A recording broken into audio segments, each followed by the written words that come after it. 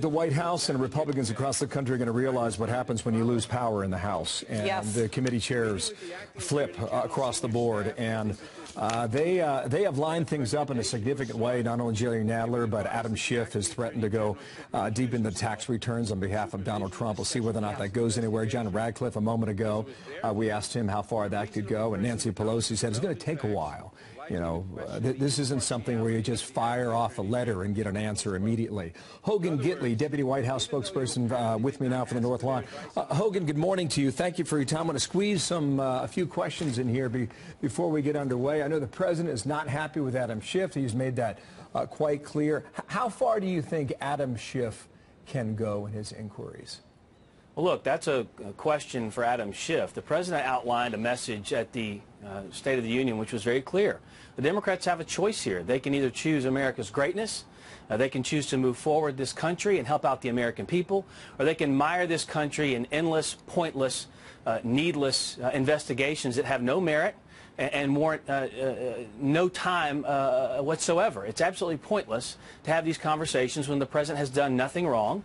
Everyone knows it. Years of investigations, years of paperwork, and countless interviews and conversations. The president did nothing wrong. He's been very clear about that, and they have a choice to make here. There's a big and bold agenda the president laid out in that State of the Union, moving this country forward to do all types of things, from infrastructure to immigration reform, changing drug prices to make them lower, health care. And if they're going to sit back and choose investigations, they're going to waste a lot of time, money, and energy that should be spent elsewhere. What do you think we learned today from Matthew Whitaker's testimony, Hogan? I can't get ahead of that, obviously, but I know what we learned yesterday, and that is the fact that Chairman Nadler tried to force private conversations to be public when he knows they are protected by law. And so that right there tells you he's playing politics that is petty and pointless, and he needs to focus instead, as I mentioned before, on moving the president's agenda forward, the agenda of the American people, doing things for them, the average man and woman across this country,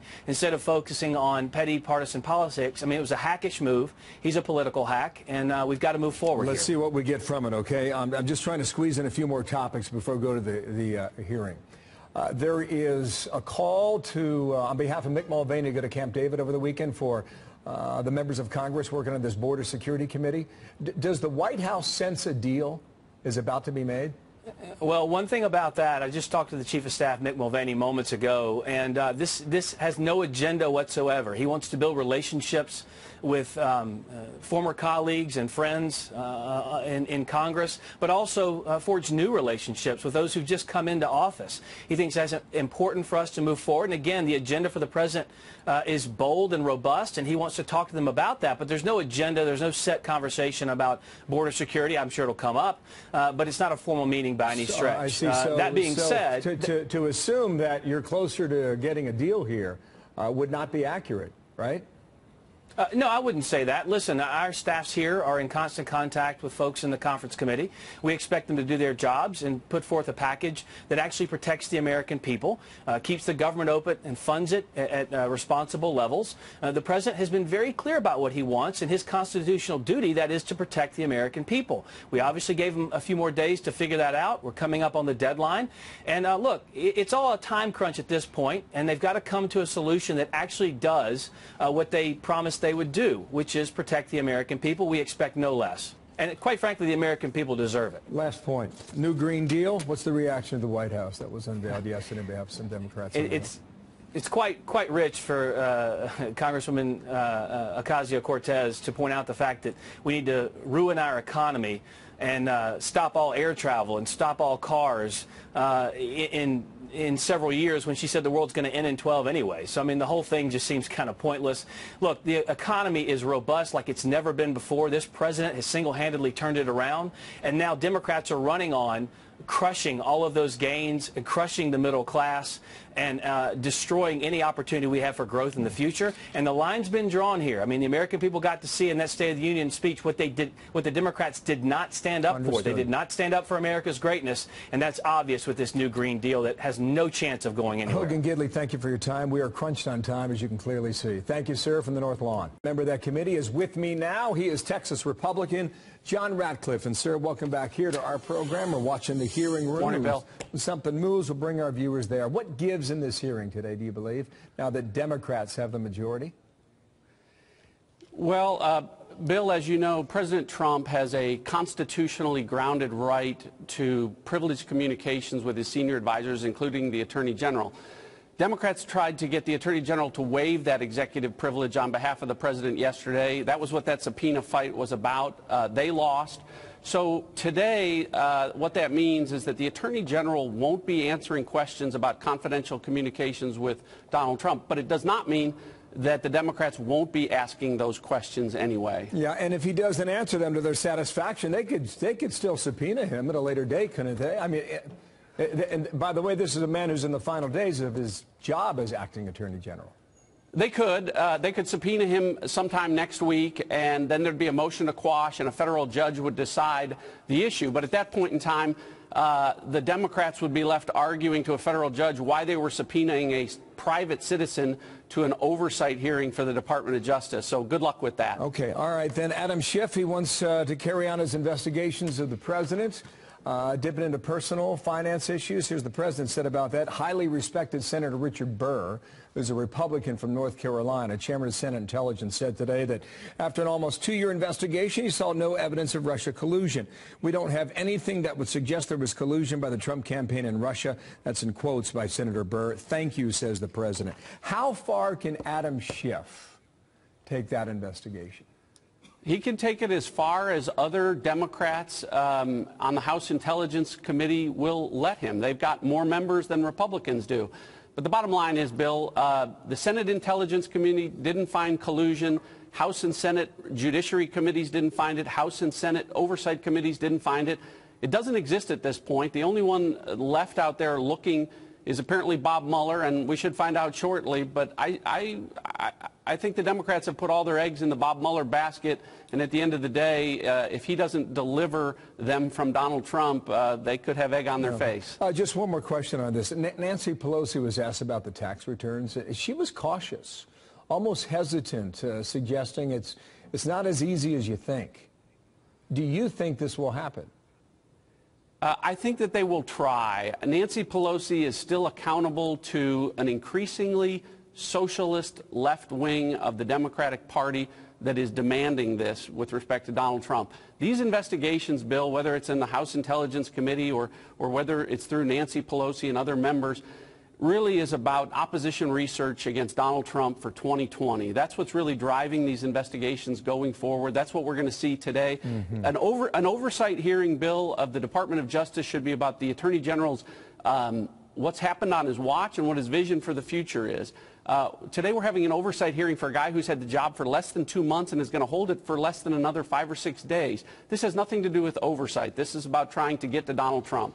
Bill Barr expected to be confirmed next week as the new Attorney General. Sir, thank you for your time. We're waiting and watching inside that room. John Ratcliffe, thank you. In your capacity as acting Attorney General, have you ever been asked to approve any request or action to be taken by the special counsel?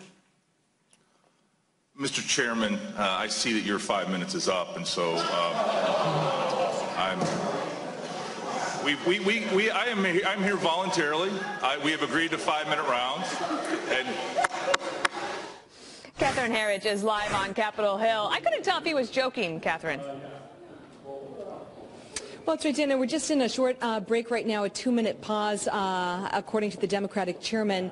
But just to bring you up to date, we've had some additional headlines really in the last hour of testimony. The acting Attorney General, Matt Whitaker, has confirmed to lawmakers under oath that he's had no discussions about possible pardons for anyone in the orbit of the Trump campaign. And he's also confirmed that at no point has he ever withheld or withdrawn funds for special counsel Robert Mueller. And the reason that matters is because in a 2017 media appearance as a private citizen, Whitaker had talked about cutting off the money as one way to shut down the Mueller investigation. I think one of the key points for takeaway is that he went on the record saying that he's had no communications with the White House about this investigation. Here's that exchange. I do not intend today to talk about my private conversations with the President of the United States. But to answer your question, I have not talked to the President of the United States about the special counsel's investigation. And I have not talked about the special counsel's investigation with senior White House officials. There have been a series of questions from Democrats in about the last 90 minutes about why Mr. Whitaker did not recuse himself from oversight of the special counsel Russia investigation. And those issues, again, go to media appearances, statements as a private citizen that were highly critical of the special counsel case. Here's this exchange with Congressman Johnson. There were career DOJ officials who advised you that you should not touch that investigation. Isn't that correct? Congressman? Yes or no? I consulted with career ethics officials. I consulted with my senior staff. I consulted with the Office of Legal Counsel. It was my decision to make. I decided not to recuse. There's also another line of questioning from Democrats who were trying, I think, to put Mr. Whitaker in a corner, trying to draw him out on his own characterization of the Mueller probe and how that may be consistent with or conflict with the president's characterization of the inquiry as a witch hunt. Here's that exchange. Are you overseeing a witch hunt? Congressman, as I've mentioned previously, the special counsel's investigation is an ongoing investigation, and so I think it would be inappropriate for me to... But you wouldn't oversee a witch hunt, would you? You'd stop a witch hunt, wouldn't you? Congressman, it would be inappropriate for me to talk about an ongoing investigation. Mr. Whitaker has been reluctant, as we've just seen, to talk about specifics about the special counsel investigating, citing the fact that it's an ongoing probe. But we did get some other details from him about two other investigations involving the Justice Department, one by a U.S. attorney and the second by the Inspector General, Mr. Horowitz. And those have to do with the surveillance warrant application for Trump campaign Carter Page in October of 2016, and also what had been widely described and reported here at Fox News as unusual contacts between senior FBI and Justice Department officials over the handling of the Trump dossier, that was that opposition research funded by the DNC and the Clinton campaign. My takeaway is that you've seen frustration, really, Dana, on both sides of the aisle, Republicans and Democrats, trying to get their questions answered, and Mr. Whitaker really sort of doing a very sort of narrow path in terms of what he's willing to put on the record today, Dana. All right, Catherine Herridge, thank you so much. She's been at the hearing.